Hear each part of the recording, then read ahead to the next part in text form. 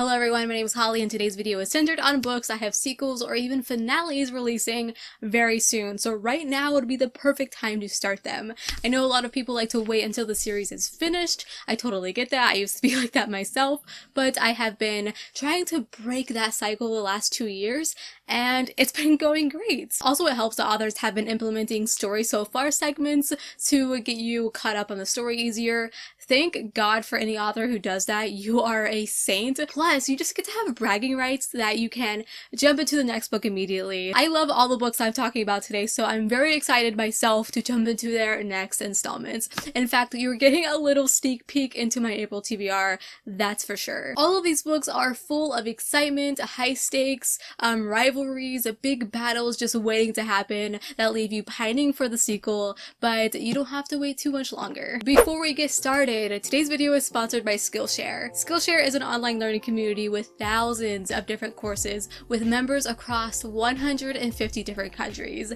Just about whatever topic you're interested in, ranging from photography, videography, drawing, art, productivity, gardening even, Skillshare has a class on that for you. So for example, I have some art skill in my past and have been trying to learn back that passion again, and I'm a traditional gal, so I'm trying to learn how to do it on a tablet so I can implement that more in my thumbnails. I want my thumbnails to be more beautiful. So what did I do?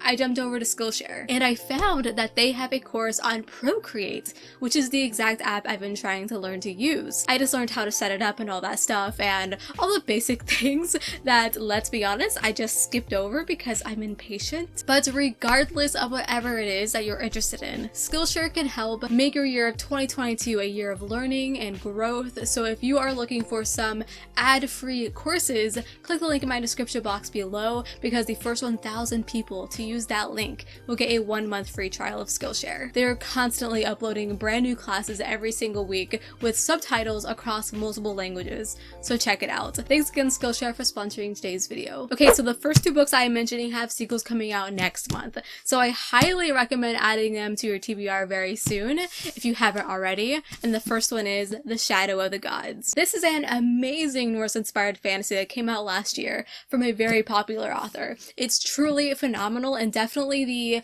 current peak of John Gwyn's career, I think, if I dare say. He's an auto-buy, auto-read author for me because his books just hit different every single time. Its sequel is coming out April 12th. It's called The Hunger of the Gods. It has a beautiful matching cover, and I'm actually currently reading it right now. I have an e-arc, so I decided to dive into it last night because I couldn't wait anymore. So yes, this is a Norse-inspired fantasy, but the twist on all of the classic gods is beautiful. There is no Odin or Loki, but fresh new gods that take on the image of like a wolf, a bear, an eagle, a dragon, etc. And the world is littered with their bones because the lore is that they all fought each other and fell. In fact, there's a city that is entirely inside a dragon skull.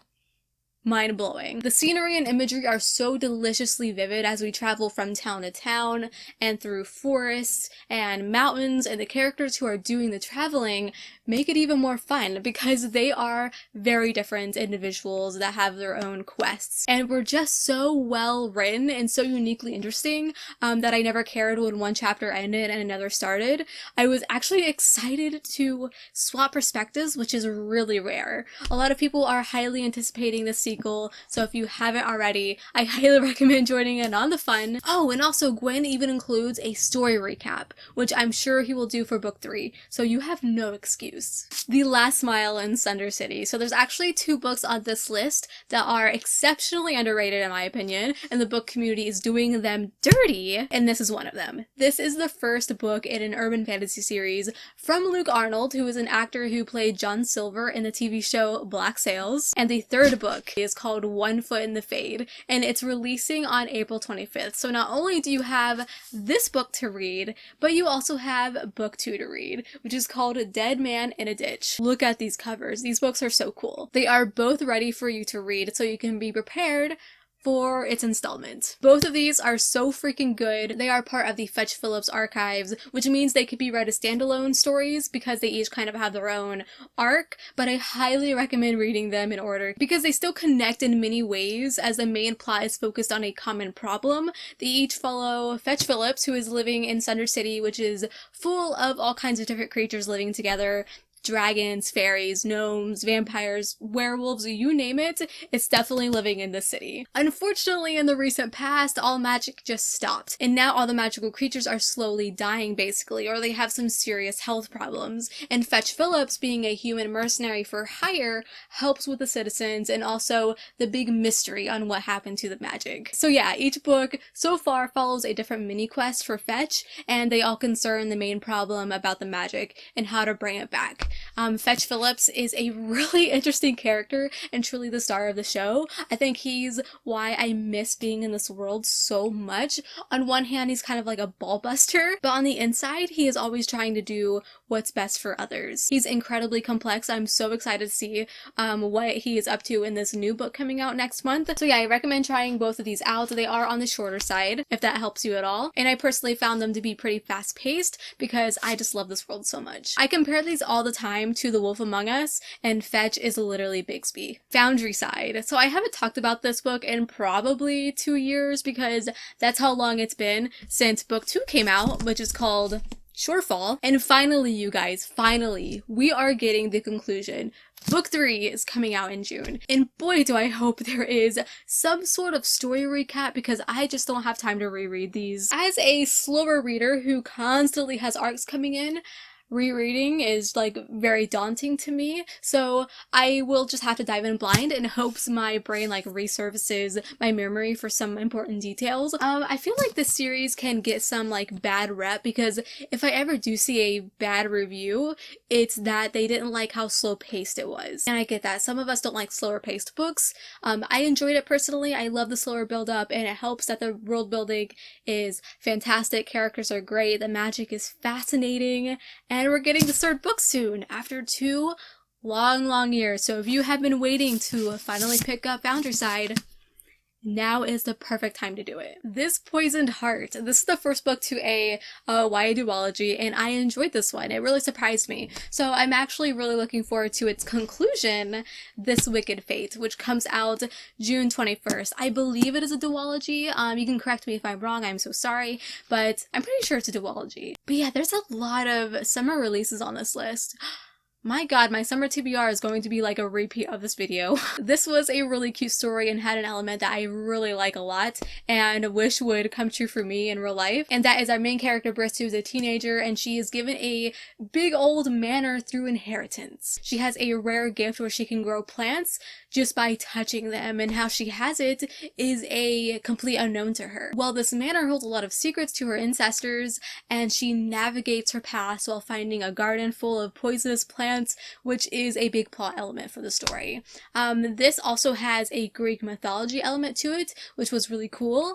And yeah, I am excited to see where the second one takes us and how this mystery is resolved. A Spindle Splintered. So this is a Tor.com novella, and when it comes to those, unfortunately, it just takes a lot for me to read them because I love big books, full-length novels with long, in-depth stories, but I am a fan of Alex E. Haro. I think she's a fantastic storyteller, and I really enjoyed this one. It's a portal fantasy that involves our modern-day main character being transported into the storybook version of Sleeping Beauty. And fun fact, Sleeping Beauty has always been my favorite Disney princess since I was a little kid, and Haro managed to add just enough twists to make it different, but also leave like the familiar moments. Well, this is actually a part of the Fractured Fables series, which Haro is writing novellas that involve different fables. And the second one, A Mirror Mended, comes out in June, and it's centering on the evil queen from Snow White. Will Snow White make an appearance? Maybe. That'd be pretty cool. Oh, and I also want to mention that the audiobook for A Spindle Splintered is fantastic, and it's how I digested the book, so I'll probably do the same for the sequel. Haru writes just very like sassy characters, and hearing them makes it even more ridiculous and fun. The Coward. This is another duology, which is great. Those can be very hard to come by, especially for adult fantasy, and the second book releases in August, so still a few months away. But with all the books I'm recommending today, you should be kept busy, and plus, time is flying so fast. August will be here in no time. This is a very classic feeling fantasy full of adventure, and it was just a very cozy read overall with some action scenes thrown in between. We follow Kel, who is a bit famous for a past heroic tale he once endured many years ago, and he gets roped back in again because evil is resurfacing. On his way to his destination, he gathers a band of warriors to help him. I can definitely see some Kings of the Wild comparisons for this book. There's a lot of humor and heart. The writing is so easygoing and fluid. It's a simple story, but one that turns into an epic adventure, and how this book ends makes me really excited for its conclusion. Son of the Storm. So, full transparency, this doesn't have a release date, but I assume it's coming soon-ish, like later this year. I really hope so, or I'll freaking die. Plus, there's no cover reveal yet, so maybe it's still on the back burner, I don't know. Sometimes Orbit does cover reveals almost a year ahead, and sometimes only like 2 months ahead, so I'm going to mention it anyways, because this is the other very underrated book that I absolutely loved, and I still think about it a year after finishing it. Oh my god, okay, so I just went on Goodreads, and I'll post it on the screen. The author himself says summer of 2022. Anyways, this is a beautifully slower paced, very complex adult fantasy, and I'm describing it that way because a lot of people go into this book not knowing that, and then rate it lower because of it, but I love this book for those elements, and I think it was handled so well. The world created here is so vibrant and alive and gorgeously crafted. The story is complex, so it's really hard to explain in just a few words, but Danzo, our naive scholar main character, gets nosy and reveals some not so great history about their city, when suddenly a person appears in the night in front of him who is from a race long thought dead. One of the best African fantasies I've ever read. I gave it 4 stars last year, but it's one of those ratings I need to change to 5 because it's a story that like really needs to stir in your brain for a while, and you're like, wait, I get it. So yeah, I love this book, and I'm so highly anticipating the sequel soon because I like still remember a lot from this book. Even though it's one of the most complex,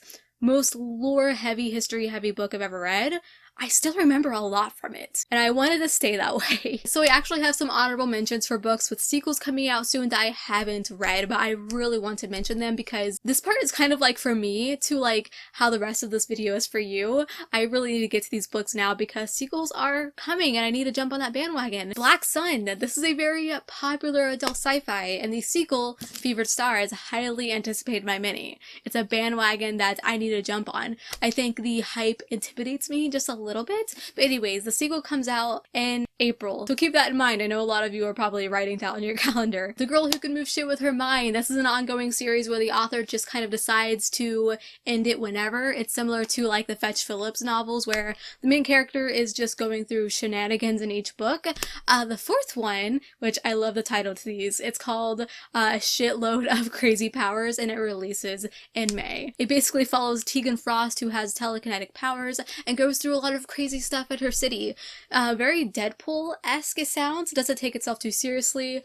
I'm sure it has its serious moments, but such a unique series. Okay, so those are some books that have sequels coming out within the next few months. I hope you enjoyed. Tell me below of a book with a sequel you are looking forward to getting your hands on, because I would love to know what other bandwagon I need to jump on. And before you go, be sure to check out Skillshare. The first 1,000 people to click my link will get a 1-month free trial. And until we meet again, happy reading.